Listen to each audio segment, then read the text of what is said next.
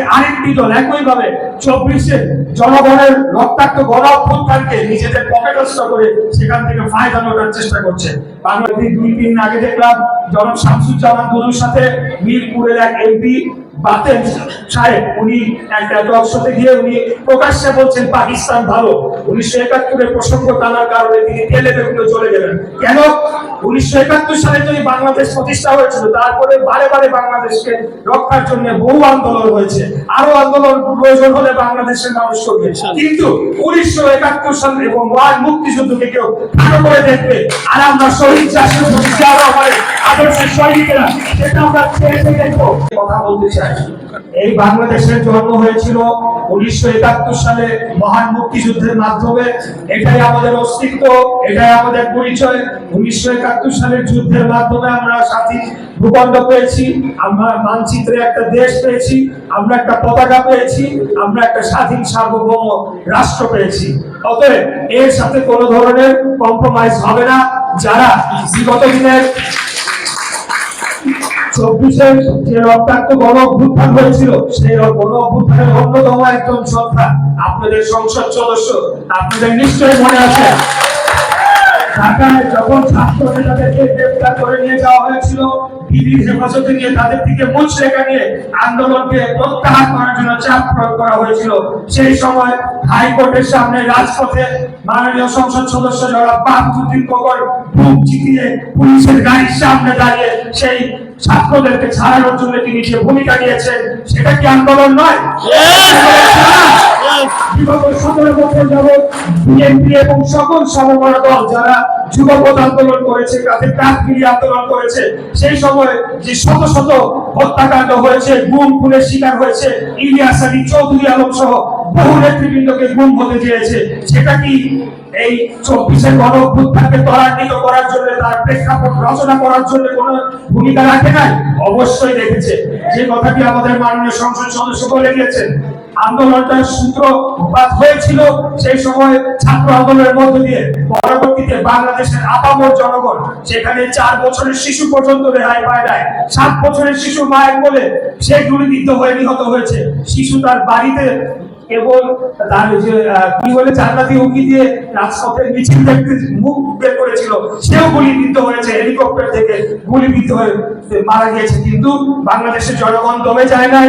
তারা বাংলাদেশে গণতন্ত্র প্রতিষ্ঠার জন্য 17 বছরের ফ্যাসিবাদ যেটা আমাদের ঘাড়ে চেপে বসেছিল, তার হাত থেকে দেশকে মুক্ত করে একটা স্বাধীন রাষ্ট্র, যেখানে প্রত্যেকটি নাগরিক আমরা আমাদের আত্মমর্যাদা নিয়ে বাঁচতে পারবো, আমরা আমাদের কথা বলতে পারবো, আমরা আমাদের জনপ্রতিনিধি আমাদের ভোটের মাধ্যমে নির্বাচিত করে তাদেরকে রাষ্ট্র পরিচালনার দায়িত্ব দিব। এই সকল কিছু অর্জনের লক্ষ্যে এবং বাংলাদেশকে যে একটা দাস রাষ্ট্রে বানানো হয়েছিল, বিগত 17 বছর পার্শ্ববর্তী রাষ্ট্রের একটা দাসে বানানো হয়েছিল এবং আমাদের দেশকে লুটপাট করে নেওয়া হচ্ছিল, সেখান থেকে মুক্তির জন্য 24-এর রক্তাক্ত গণ অভ্যুত্থান হয়েছিল। এই গণ অভ্যুত্থান হয়েছিল মুক্তিযোদ্ধার সন্তানেরা, তারা যথেষ্ট ভূমিকা রেখেছে। আমি অনেক শহীদ মোহাম্মদ রুহুল আমিনে এই তার জন্মস্থলে এই ওনার যে স্মৃতি সংরক্ষণ করা হয়েছে, একটি পরিদর্শনের মাধ্যমে আমাদের কার্যক্রম শুরু করলাম ইনশাআল্লাহ। পরবর্তীতে সকল যারা বীর শ্রেষ্ঠ এবং খেতাবপ্রাপ্ত মুক্তিযোদ্ধা রয়েছেন তাদের বিভিন্ন সমাধিস্থলে যাবো, সেখানকার মুক্তিযোদ্ধা যারা রয়েছেন তাদের সমস্যা শুনে দেখবো। আমি যে কথাটি বলছিলাম যে আজকে যারা 71-কে মুছে ফেলতে চাচ্ছে, আপনারা লক্ষ্য করে দেখবেন বিগত 17 বছর একটি দল যারা মুক্তিযুদ্ধকে মুক্তিগত করে তাদের ব্যক্তিগত সম্পত্তি বানিয়ে বাংলাদেশকে লুটপাট করেছে, গণতন্ত্রকে হত্যা করেছে, বাংলাদেশে ফ্যাসিবাদ কায়েম করেছিল। আজকে আরেকটি দল একইভাবে 24-এর জনগণের রক্তাক্ত গণ অভ্যুত্থানকে নিজেদের পকেটস্থ করে সেখান থেকে ফায়দা নোটার চেষ্টা করছে। বাংলাদেশের মানুষ বোকা নয়, বাংলাদেশের জনগণ বোকা নয়। আমরা বাংলাদেশ জাতীয়তাবাদী দল গণতন্ত্রে বিশ্বাস করি, সকল সিদ্ধান্ত আমরা জনগণের হাতে ছেড়ে দিতে চাই। জনগণ যাদেরকে যখন যেভাবে ভোট দিয়ে নির্বাচিত করবে কোনো অসুবিধা নেই, তারাই রাষ্ট্র পরিচালনা করবে। যারা বিরোধী দলে যাবে তারা বিরোধী দলে থাকবে, কোনো অসুবিধা নাই। কিন্তু বাংলাদেশের 71-কে যদি কেউ মুছে ফেলে, 71-কে বাদ দিয়ে যদি কেউ বলতে চায় যে পাকিস্তান ভালো ছিল, আমরা অনেক ধৈর্য সহকারে এদের আস্ফালন শুনে চলেছি। আমি একজন ঢাকার ছেলে, ঢাকার আমি জনগণের সরাসরি ভোটে নির্বাচিত একজন সংসদ সদস্য। আমরা ভেসে আসি নাই, দীর্ঘদিন যাবৎ রাজপথে লড়াই সংগ্রাম করে আজকে আমাদের এই অবস্থায় আমরা এসেছি। আমাদের মাননীয় প্রধানমন্ত্রী দেশ তারেক রহমানের নির্দেশে আমরা এই আন্দোলন সংগ্রাম লড়াই করেছি, গুলির মুখে দাঁড়িয়েছি। ওনার সম্মান রক্ষার্থে উনি একজন শুধু মুক্তিযোদ্ধার সন্তান নয়, স্বাধীনতার ঘোষণের সন্তান। আমরা গর্ববোধ করি, মুক্তিযুদ্ধকে আমরা আসলে গ্রহণ করি। এই বিপক্ষে যদি কোনো দল বা কোনো ব্যক্তি বা যেই হোক যদি তাদেরকে অসম্মান করার চেষ্টা করে, মুক্তিযোদ্ধাদের অসম্মান চেষ্টা করে, তাহলে প্রয়োজন হলে আরেকবার গণঅভ্যুত্থান হবে।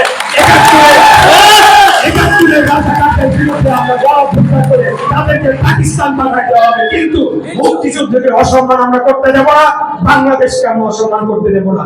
এটা আপনাদের কাছে আমি ওয়াদা প্রতিজ্ঞা করে যাচ্ছি, কোন প্রতিমন্ত্রী হিসেবে না, আপনাদের একজন সহযোদ্ধা হিসেবে, রাজনৈতিক কর্মী হিসেবে, শহীদ রাষ্ট্রপতি জিয়া রহমানের আদর্শের একজন সৈনিক হিসেবে, সর্বোপরি বাংলাদেশের একজন সাধারণ নাগরিক হিসেবে আমরা অবশ্যই আমাদের এই প্রতিজ্ঞা, আমাদের এই ওয়াদা বাস্তবায়ন করবো ইনশাআল্লাহ। আপনারা আমাদেরকে দোয়া করবেন।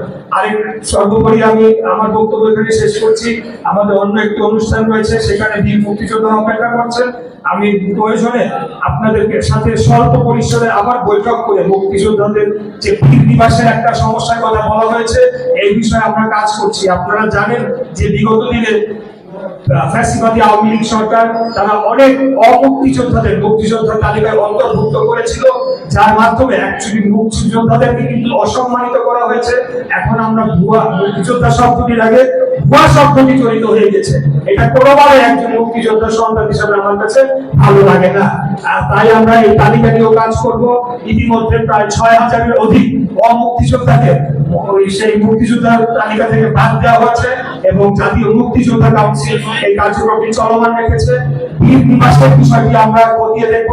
যারা প্রকৃত মুক্তিযোদ্ধা তাদের সুযোগ সুবিধা এবং তাদের জন্য গৃহ নির্মাণের যে প্রকল্প রয়েছে সেটিকে বাস্তবায়নের জন্য আমরা নিরলসভাবে কাজ করে চলেছি। আপনারা আমাদের একটু সময় দিবেন। আমরা সরকারে আসার পর বাংলাদেশের ইতিহাসে মনে হয় প্রথম একটি সরকার যে ডে ওয়ান থেকে তাদের কোনো এমন যারা 5 বছর ধরে মনে হয় আমরা রাষ্ট্র পরিচালনা করে আসছি, সেইভাবে আমাদেরকে আলোচনা করা হচ্ছে, যেটা ভালো, কোনো অসুবিধা নাই। একটু সময় লাগবে।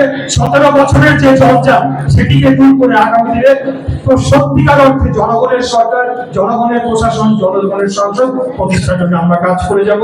এই বক্তব্য এই পর্যায়ে আমার বক্তব্য এখানে শেষ করছি। খোদাফেজ। বাংলাদেশ জিন্দাবাদ। বাংলাদেশ জাতীয়তাবাদী দল জিন্দাবাদ। দিল্লি নয়, নয় অন্য কোনো দেশ, সবার আগে বাংলাদেশ। ধন্যবাদ।